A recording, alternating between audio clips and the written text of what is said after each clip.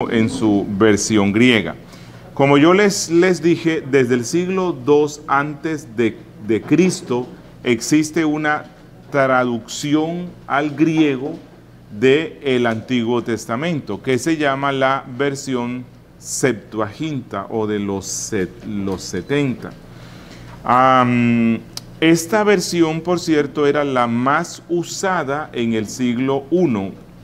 Así que cuando los apóstoles citan al Antiguo Testamento, casi siempre es desde la versión griega, porque ellos escriben en griego. Bien, ok, esta versión griega tiene esta división. Empieza ya con el Pentateuco, que también se le llama ley, que son los 5 libros. Penta significa 5. Tetra, 4, penta, 5, ¿verdad? Así que ahí está Génesis, Éxodo, Levítico, Números y Deuteronomio. Luego vienen los 12 libros históricos, donde está Josué, Jueces, Ruth. En la versión griega ya se dividen el libro de Samuel en 2, el libro de Reyes en 2, el libro de Crónicas en 2, Esdras, Nehemías y Esther. Luego vienen los libros poéticos o sapiensales, que son 5, Job, Salmos, Proverbios, Eclesiastés, Cantar de los Cantares. Y luego vienen los libros proféticos, que son 17, y se dividen en profetas mayores, que son los que escriben más larguito, que son Isaías, Jeremías, Lamentaciones, Ezequiel y Daniel, y los profetas menores, que son los que escriben más corto, que son Oseas, Joel, Amós, Abdías, Jonás, Miqueas, Nahum, Habacuc, Sofonías, Ageo, Zacarías y Malaquías. Bueno, si se dan cuenta, las versiones protestantes del Antiguo Testamento se basan principalmente de la versión hebrea, no de la griega. ¿Por qué razón? Porque la versión griega, aunque yo no se los mencioné aquí, la versión griega incluye unos libros extras que llamamos apócrifos, pero que en crítica textual se le llama deuterocanónicos. ¿Por qué? Porque se considera que existen 2 canons del Antiguo Testamento, el canon hebreo y el canon griego. El canon griego incluye más libros, porque cuando en el siglo II se hizo la traducción del Antiguo Testamento, se incluyeron unos libros que no estaban en la versión hebrea, como los libros de Macabeos, Judith, Eclesiástico, algunas adiciones de Esther, en fin, Tobías y todos estos libros. Ellos sí están en la versión griega. ¿El de Enoch? No. Ese es un libro apócrifo, pero no está allí. Ok, hubo muchos libros que en el siglo I antes de Cristo empezaron a circular. Libros que le llamamos pseudoepígrafos. Pseudoepígrafos lo que significa es con nombres falsos. Porque realmente el libro de Enoc no lo escribió Enoc. El libro de la Asunción de Moisés no lo escribió Moisés. Así que en el siglo I y II antes de Cristo empezaron a circular libros pseudoepígrafos, libros apócrifos y los libros que se les llama deuterocanónicos. Los protestantes decimos no. Tenemos que usar solamente el canon aprobado por el pueblo hebreo. Y en el siglo II después de Cristo, los masoretas, que eran como estudiosos hebreos del Antiguo Testamento, eran personas versadas en el Antiguo Testamento, se reúnen y hay como un establecimiento final del canon del Antiguo Testamento. Y ellos reafirman que ha sido tradicional en el pueblo hebreo reconocer los libros que estaban en el Antiguo Testamento hebreo y no las adiciones que estaban en el griego. Así que finalmente se llega a la conclusión que son estos 39 libros que hoy están en nuestras Biblias de versión protestante. La Iglesia de Roma entonces usa la versión de los 70 o la versión griega para la traducción de su Antiguo Testamento, que tiene aproximadamente, si no soy mal, 10 libros más. Sí, su merced. Usted mencionó que la versión hebrea del Antiguo Testamento es la que incluye los libros apócrifos. Me enredé entonces, es la versión griega. Sí, bueno, cuando uno habla de griego y hebreo hay veces que se... Ok, sí, pero es la griega, no la hebrea, ¿verdad? Bueno, pero la versión, las traducciones protestantes del Antiguo Testamento se basan en el Antiguo Testamento hebreo, pero usan la estructura de la versión griega. Usan esa división. Y los nombres, Génesis, Éxodo, esos son de la versión griega. Ok, bueno, esto era algo que les deseaba mencionar sobre esto.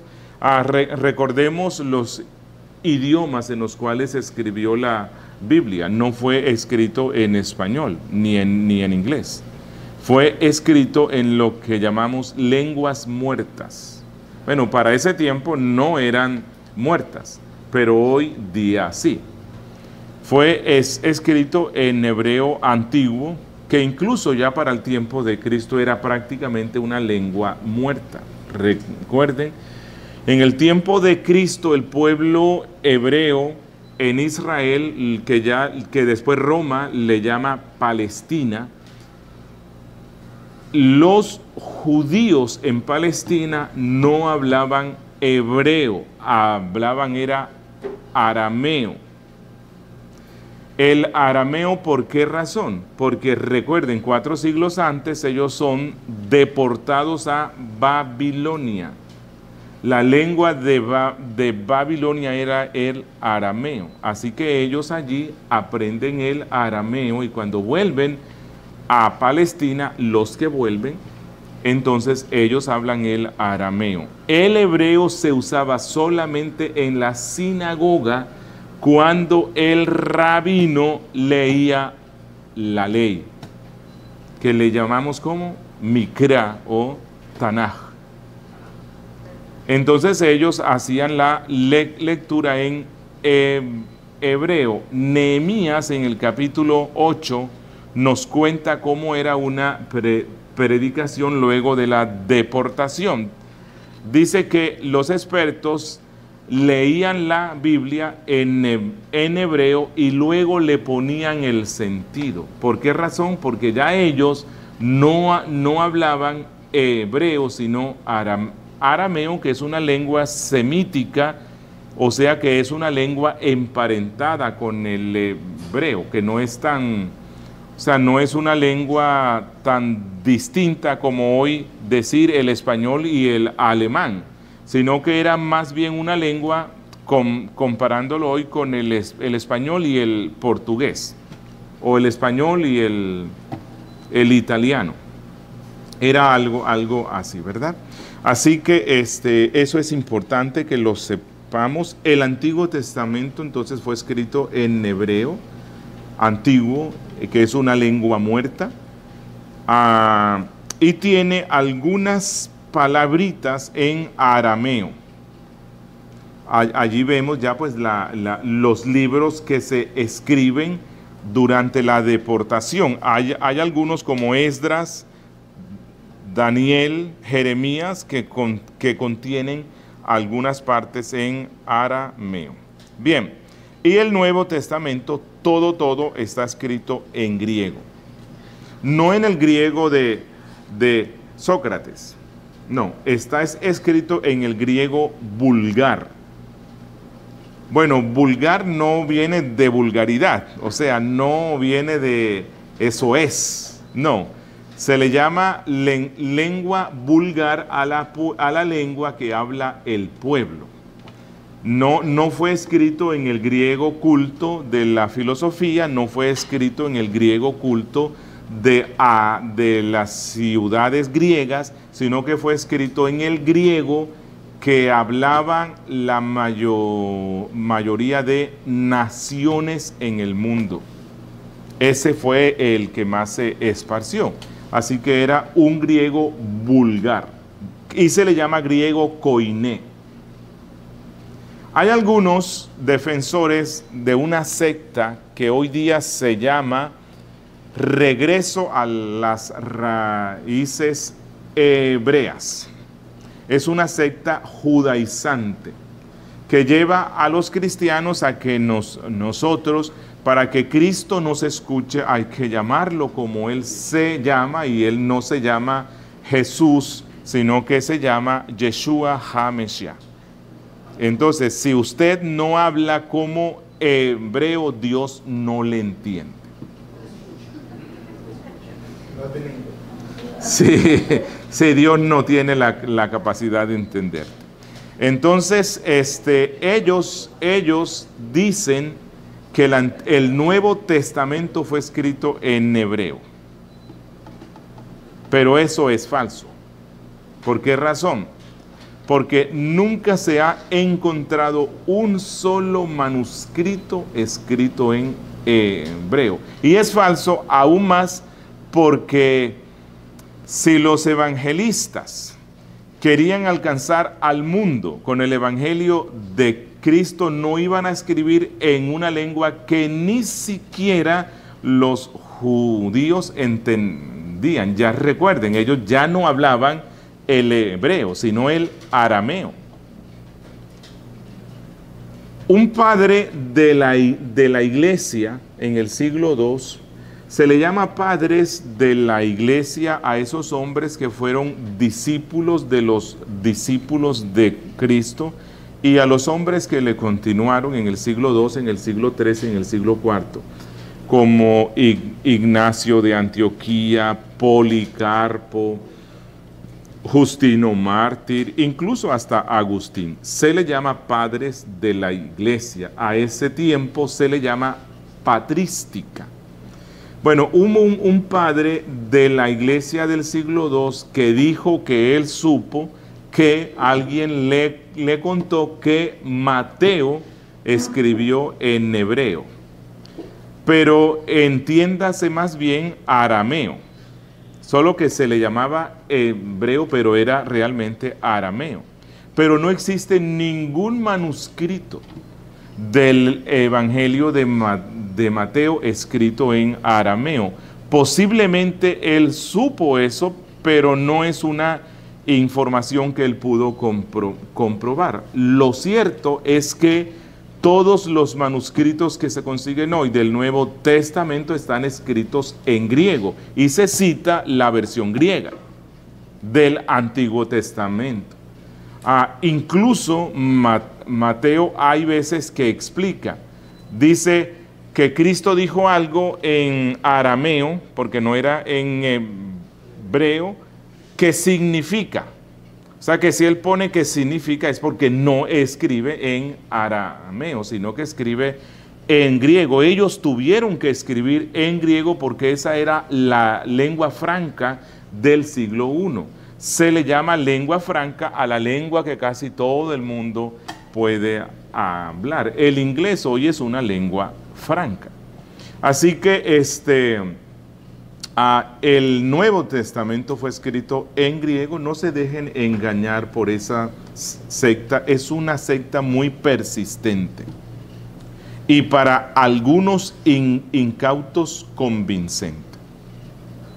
Y se han introducido en las iglesias cristianas, engañando a muchos. Ok, bien, esto con respecto a la parte de las lenguas o idiomas. Algo más. ¿La Biblia tiene cuántos autores?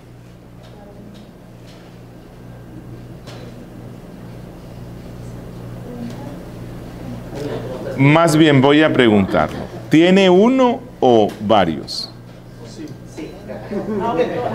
Sí y no. Bueno, sí. Ella tiene solo un autor, ¿verdad? Que es Dios.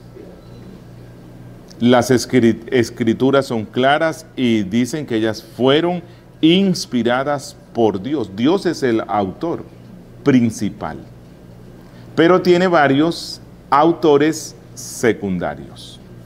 Así que esto es importante que lo sepamos. Ella tiene un autor principal, que es Dios, y varios autores secundarios. La Biblia fue escrita en un lapso de aproximadamente 1500 años, un tiempo muy largo. Y que ella tiene un solo autor se ve en que es un libro que nos narra una sola historia, la historia de la redención, y que no hay contradicción. Y fue escrita por algunos hombres que fueron reyes. Algunos escritores fueron profetas, otros fueron sacerdotes, otros fueron pescadores, otros fueron pastores. El apóstol fue fariseo, ¿cierto? Daniel fue un gobernante. Mateo era un recaudador de impuestos. Josué era un soldado. Así que a pesar de que fue escrito en un tiempo tan largo, 1500 años, eso es mucho tiempo, y escrito por gente de diferentes tiempos, por unos que eran ricos, otros que eran pobres, unos que eran sabios y estudiados, otros que no. A pesar y de todo eso, se logra ver que hay una unidad de pensamiento, unidad en su doctrina, mostrándonos esto, que ella tiene un solo autor, que es Dios, pero varios secundarios. Bien, la Biblia, como la conocemos hoy, tiene cosas adicionales, pero que no cambian su contenido, que fueron necesarias. Por ejemplo, los capítulos. Ella no fue escrita así. Inicialmente fue escrita o en tablas, o en piedra, o en barro, en cueros, en pieles. Fue escrita en papiro. Así que Dios no la inspiró en capítulos y versículos. Por eso es que hay veces que uno dice, pero ¿por qué fraccionaron aquí el versículo? No lo debieron partir aquí. ¿O por qué partieron aquí el capítulo? Bueno, el Espíritu Santo no nos lo dio así. Era una lectura corrida.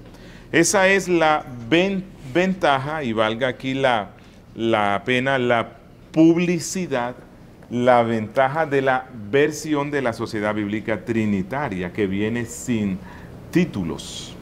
Sí trae los capítulos y trae versículos, y si se dan cuenta trae unos espacios en blanco. Bueno, es porque así están en los manuscritos. O sea, hay un símbolo que indica que hay una separación. Entonces, ¿desde cuándo nuestras Biblias tienen capítulos y versículos? Aquí les doy el dato. Los capítulos se le pusieron en el siglo XIII, en el año en el siglo XIII, aproximadamente en el 1200 algo, 215, 220, y se lo puso un tal Esteban Langton, quien era arzobispo de Canterbury en Inglaterra. En el siglo XIII es que se le ponen los capítulos. Y en ese siglo, un cardenal, Hugo, usó la división en capítulos para la creación de una concordancia.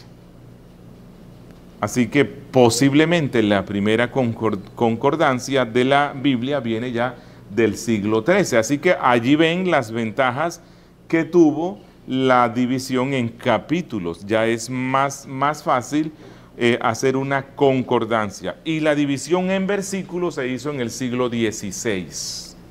En el siglo XVI, Roberto Stephanus publicó el Nuevo Testamento en griego y lo divide en versículos, que también fueron una gran bendición. Usted se imagina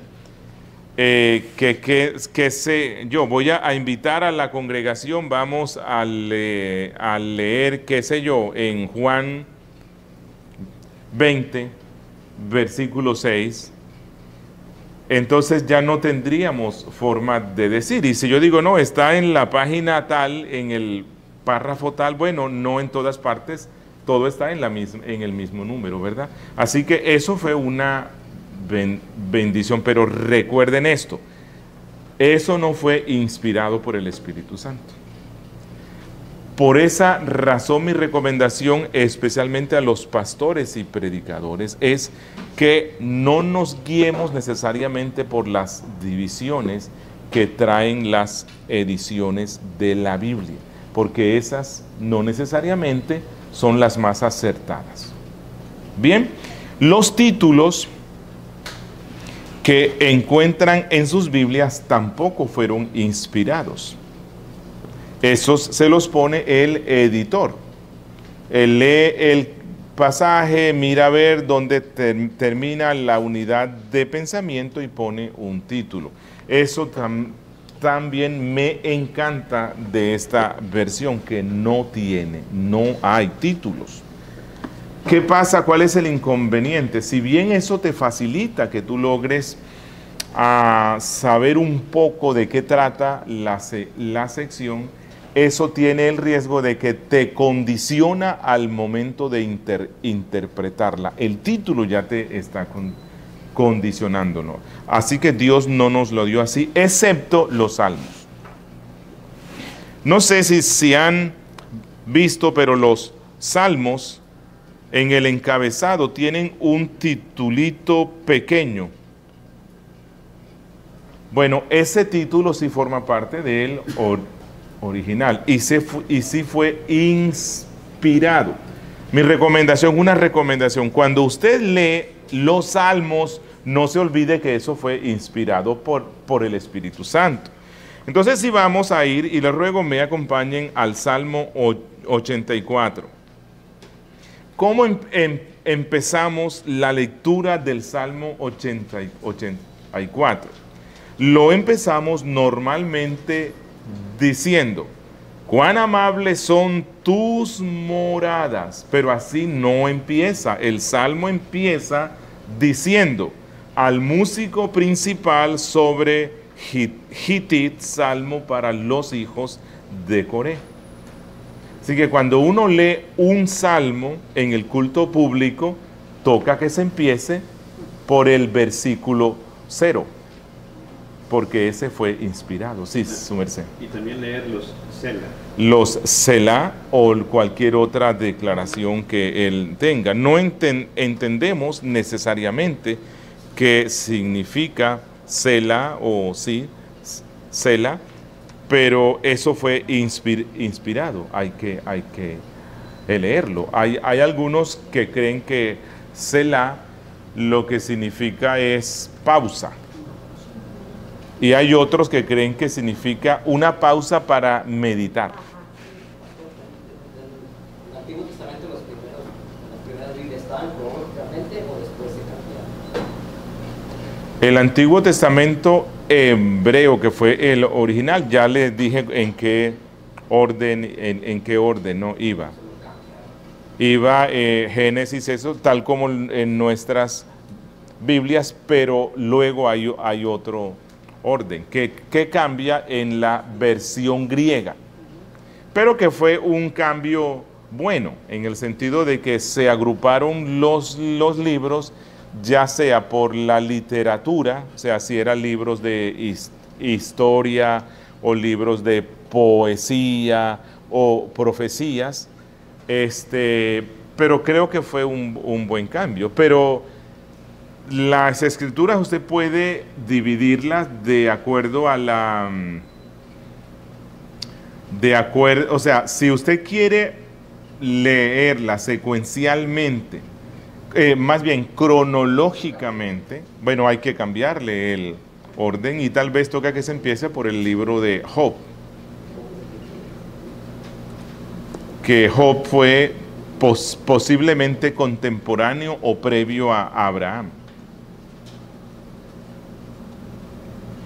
Pero se perdería un poco la secuencia lógica. Porque personas que creen y leen la Biblia dicen, porque hay unos, por eso decían, hay una historia que estaba después y estaba antes. Sí, claro, o sea, si yo voy a estudiar, unos libros proféticos, bueno, tengo que ver en qué tiempo fue que profetizó él. Y si quiero conocer el contexto en el cual profetizó él, entonces tengo que ir al libro histórico, donde se nos narra el tiempo en el cual vivió él. Ok. Bueno, pero algo también que quisiera que pensáramos hoy es, ¿desde cuándo empezó a circular el Antiguo y el Nuevo Testamento juntos? Eso tuvo que ser algo asombroso, porque miren, los hebreos tenían en suprema y altísima estima los libros del Antiguo Testamento, porque fueron escritos por profetas certificados del pueblo de Israel. Era tan serio esto que cuando ellos iban a transcribir una página, vamos a decirle así, una página del libro de cualquier libro, eran tan meticulosos que el escriba, luego de haber hecho la transcripción, contaba cada una de las letras. Y si le hacía falta una en la copia, a pesar de que le costó tiempo y le costó plata, no era que lo hacía así y lo lanzaba, no, lo destruía. ¿Por qué razón? Porque ellos creían que era la palabra de Dios y no la podían cambiar ni en una letra ni en una tilde. Entonces que luego en el siglo I, algunos hombres que no eran los más reconocidos dentro del pueblo de Israel, que un excobrador de impuestos, que era considerado lo más despreciable de entre el pueblo de Israel, que un gentil escribiera un libro y que ese libro fuera considerado con el mismo valor de un libro escrito por el gran Moisés, eso tuvo que ser un paso muy grande. Pero con el tiempo, los libros que iban escribiéndose del Nuevo Testamento, el pueblo cristiano les empezó a dar la misma autoridad que a los libros de Moisés o que a los libros de los profetas antiguo testamentarios, hasta que ya en el siglo II empiezan a circular juntos como un solo libro. Bien, ¿hay alguna inquietud? sobre esto. Sí, hermano. En el caso del Salmo 119, he notado que tiene unos pequeños, en algunas versiones tiene unas pequeñas letras, cofres, no sé si son letras hebreas con las que inicia el párrafo y si esas son inspiradas o no.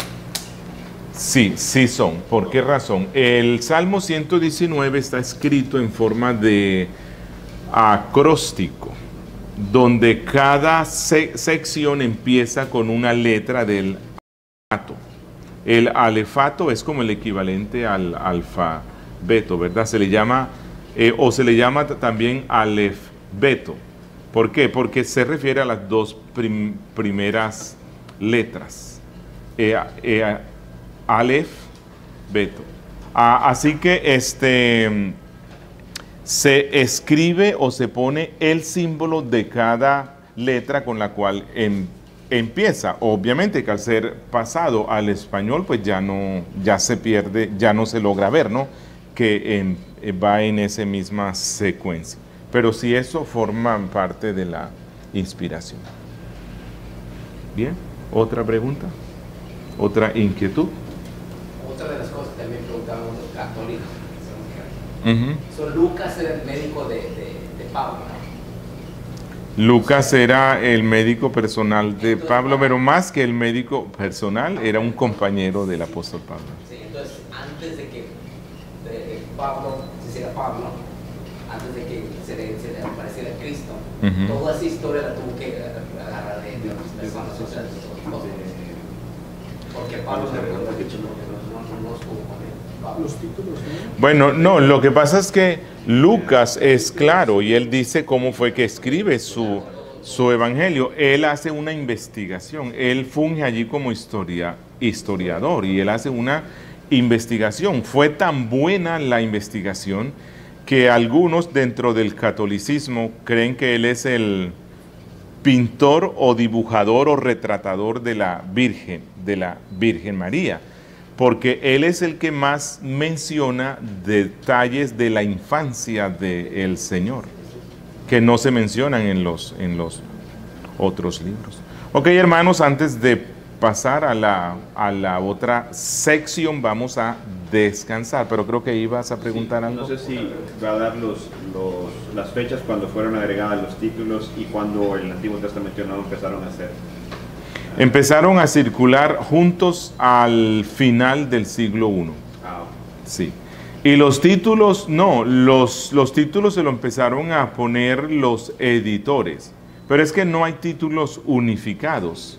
O sea, no es como en el caso de capítulos y versículos, exceptuando que en la Septuaginta, los que se basan en la Septuaginta tienen el Salmo, en los Salmos llegan hasta el Salmo 151.